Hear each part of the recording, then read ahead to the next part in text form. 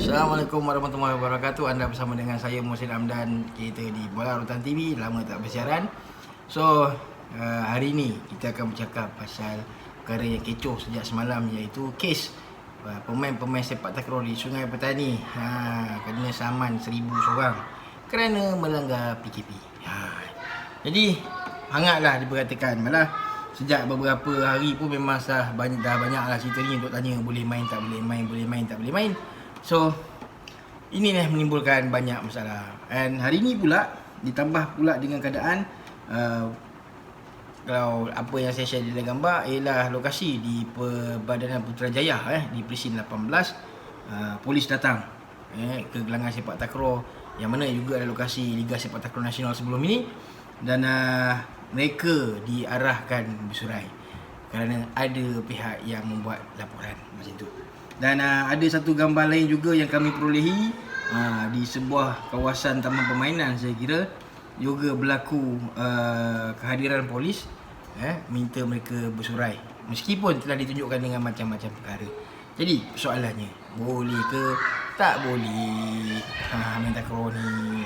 Maka kita bercakap atas kapasiti undang-undang. Ini bukan masalah kita nak langgar undang-undang tau, jangan salah faham. Tapi kita bercakap atas kapasiti undang-undang. Boleh atau tak boleh main takraw ketika PKP.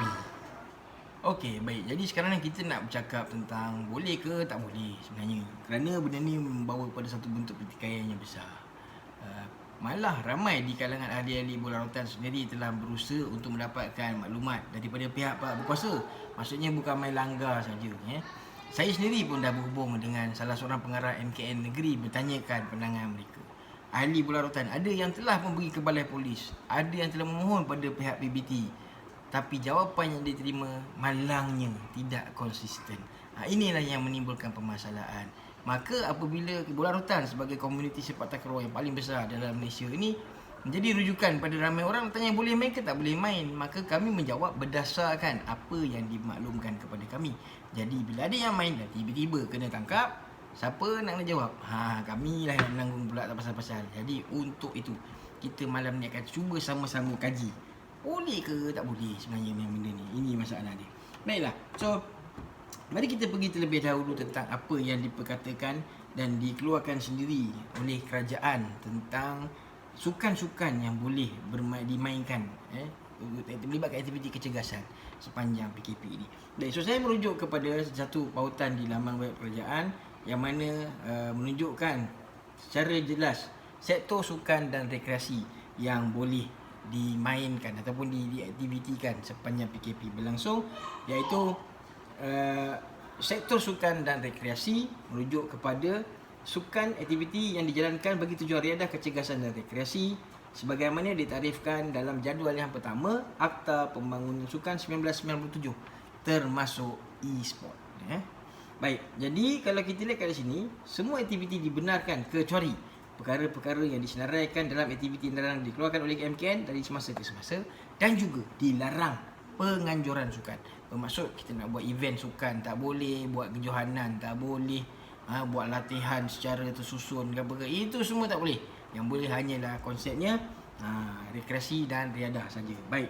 Jadi benda ni tertakluk kepada arahan tetap Akta 342 Peraturan PBT Peraturan PBT.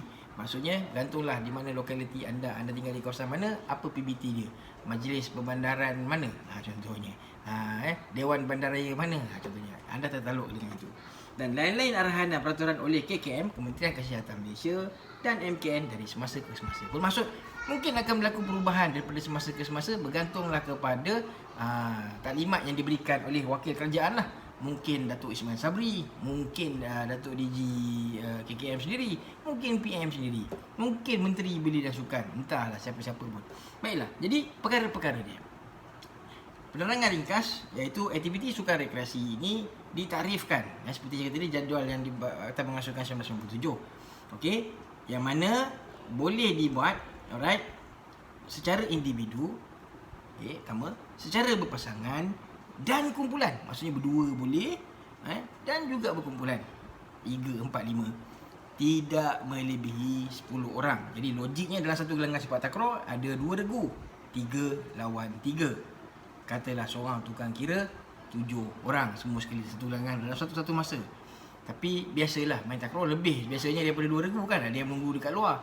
Jadi berapa sekalipun yang datang, ingat tidak melebihi 10 orang. Maksudnya maksimum 10 orang di dalam kawasan itu. Kawasan terbuka. Kawasan terbuka, indoor tak boleh, dan juga secara tidak bersentuhan, non contact sport. Maksudnya gusti tak boleh. Gusti tak boleh. Dia apa suka-suka yang contact yang ada main bola, yang ada bergesil-gesil. Tak boleh juga. Baiklah. Jadi disenaraikan apakah sukan-sukan ini yang dibenarkan. Saya baca memanah boleh, olahraga. Sukan bermotor boleh, mana superbike corner. Boleh. Badminton, banner badan, kriket, lumba basikal, equestrian, biliard, snooker, golf, gimnastik, bowling padang. 1, 2, 3, 4, 5, 6, 7, 8, 9, 10, 11, 12, 13. Yang ke-14, sepak takraw. Sepak takraw tersenarai di sini. Kalau sepak takraw tersenarai, kenapa sepak takraw mengalami gangguan? Didatangi oleh abang-abang polis gitu. Macam mana kita nak buat sebenarnya? Ini masalah. Yang lebih rumit lagi, ada gelanggang-gelanggang tertentu yang turut pun dimainkan bersama-sama ahli anggota Polis Diraja Malaysia. Takkanlah abang-abang polis tu pun tak faham. Ini yang menjadi persoalan. So apa yang saya boleh katakan sebenarnya ialah cabaran besar di sini, rata-ratanya yang kami hubungi memiliki maklumat yang tidak konsisten. Sama ada di pihak MKN sendiri mahu pun daripada abang-abang polis kita. So bila kita tanya, sudahnya jawapan paling selamat ialah korang main, kita orang datang siap. Itu. Jangan nak buat tu. Kan? Habis apa gunanya perundangan semua ni? Again, saya bukan nak mempercayai benda ni, jangan salah faham. Sebab saya percaya pada satu perkara, iaitu undang-undang ini turut terpakai berdasarkan keadaan semasa. Contohnya kawasan itu memang tengah ada teruk wabaknya, zon merah contohnya. Takkan ni nak terpakai? Dah tentu mesti pihak berkuasa ada autoriti yang lebih besar. Sebagaimana disebutkan oleh sahabat saya Muhammad Kiko, dia memberikan perumpamaan, iaitu contohnya kerajaan kata boleh pergi beraya, tapi dah tuan rumah tak kasi datang beraya. Takkan kita nak langgar pula? Macam itulah maksudnya. Jadi gelanggang yang tempat anda beraksi, kalau tidak diizinkan oleh orang yang berkuasa di situ, maka anda sebenarnya tak boleh nak main. Tapi ada satu cerita yang lebih pilu lagi, iaitu di kawasan situ pihak berkuasa tak ada masalah pun, tapi disebabkan ada orang yang dengki, membuat laporan polis, yang suruh polis datang. Kesannya apa jadi? Polis terpaksa bertindak atas laporan, dan untuk menenangkan keadaan, polis terpaksa datang dan menyuruh mereka bersurai. Mujurlah bersurai. Kalau tu keluar samban 1,000 seorang, macam mana? Inilah yang menjadi konflik kepada ramai orang. Sudahnya yang mana satu kita nak ikut? Ini masalah. Baik, mari kita tengok gambar-gambar yang ada untuk kita sama-sama faham. So macam gambar ni, kalau kita dapat lihat lah, ada beberapa orang dalam gambar ni sedang cuba berbudi bicara lah dengan abang polis. Saya rasa abang polis ni mungkin sedang cuba untuk mereka bersurai lah sebenarnya. So kalau kita tengok pula dalam gambar ni, kereta polis di Perbadanan Putrajaya, gelanggang di Presin 18R8, lokasi Liga Sepak Takraw Nasional. Sebelum ni hari-hari dia orang main pun sebenarnya, tapi mungkin disebabkan semalam viral keadaan di Sungai Petani, maka hari ni ada yang membuat laporan polis pasal polis datang suruhlah bersurat. Dah semua kepiluan yang ada dekat situ.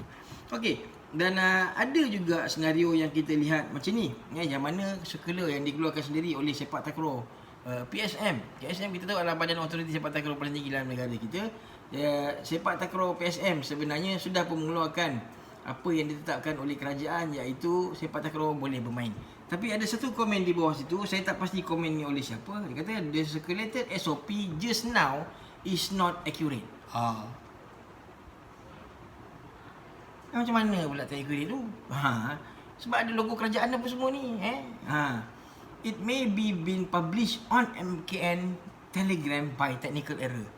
Kalau benda ni publish di Telegram MKN ni Majlis Keselamatan paling tinggi dalam negara, dalam technical error di Telegram mereka, ini bukan dipublish di laman-laman web ataupun Telegram orang-orang cikai macam saya. MKN ni takkan boleh silap juga lagi. Kindly wait for official announcement from Menteri Kanan Pertahanan, maknanya Datuk Ismail Sabri, or Menteri Belia dan Sukan Rizal Marikan. No doubt, dia kata sports and recreation is the final stage of consideration by government for possible gradual opening soon after CMCO. Maksudnya apa dia kata? Sukan dan rekreasi adalah perkara terakhir lah yang akan dipertimbangkan untuk diliberalisasi selepas MCO nanti. Jadi persoalannya, anda nak percaya siapa? Masalahnya pula benda ni disebut sendiri oleh menteri semasa sidang media, iaitu sukan yang sebegini boleh dimainkan. Jadi apa yang kita sebenarnya nak ialah boleh ke tak boleh, itu yang menjadi masalah. Maka ada beberapa gelanggang yang turut melakukan usaha lah. Contohnya kita tengok video ini, bagus usaha mereka, iaitu menyediakan semua pematuhan SOP ini sendiri, iaitu dengan pengambilan suhunya. Cek suhu dulu boleh tak boleh. Soccer abang tu kan suhu lepas. Okey, penjarakan sosial turut berlaku, hand sanitizer, komplit dah semua. Dan sebenarnya lah kalau kita duduk kat luar sana ada lebih banyak suasana yang jauh lebih buruk daripada keadaan dalam gelanggang ini. Pergi saja ke pasar-pasar raya, anda pastinya tengok dengan tanpa penjarakan sosial. Pergi je kedai-kedai makan, lagilah bukan penjarakan sosial tak ada. Dengan duduk isap rokok apa semua ada. Kami faham abang-abang polis cuba melakukan tugasan yang paling baik. Abang-abang polis, kami tak marah, jangan salah faham. Cuma kami sebagai rakyat nak tahu yang mana satu sebenarnya yang kami nak kena ikut. Itu saja. So, saya harapkan video ni sampailah kepada pihak-pihak yang berkuasa dan dapatlah dimaklumkan kepada kami pada kadar segera. Sebab apa? Yelah, dah berbulan-bulan duduk tak beraktiviti sangat. Jadi sebagai manusia, kita ini bersosial adalah satu keperluannya. Dan bukan semua orang lah ada rumah yang besar, yang boleh nak bergerak ke sana, kemari, ke sana, kemari, ke sana ke sini, ke sana ke sini. Dan bukan semua orang lah ada basikal yang bagus untuk dikayuh kudu kilir. Bukan semua orang ada golf set. Dan untuk orang-orang mahir macam kami ni, bola sebiji itulah benda yang boleh menyebabkan kami kekal sebagai human. Yang boleh berinteraksi. Jadi kalau tak boleh, katakanlah tak boleh. So tak adalah kami nak langgar-langgar. Tapi kalau kata boleh, ada SOP-nya, dan saya percaya SOP yang dah disebutkan itu adalah SOP yang paling mudah untuk kami follow. Dan setakat ni saya tak nampak lah ada berlaku saya dah tengok beberapa gelanggang juga. So biasanya dalam sepak takraw orang suka siap-siap tangan kan. Tapi nampaknya masing-masing patuh dengan baik. Dan sepak takraw bukan jenayah. Mohon pencerahan daripada pihak berwajib.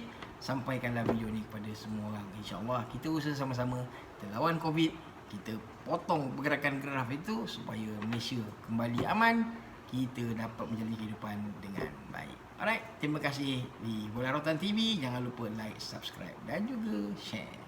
Jumpa lagi. Assalamualaikum warahmatullahi wabarakatuh.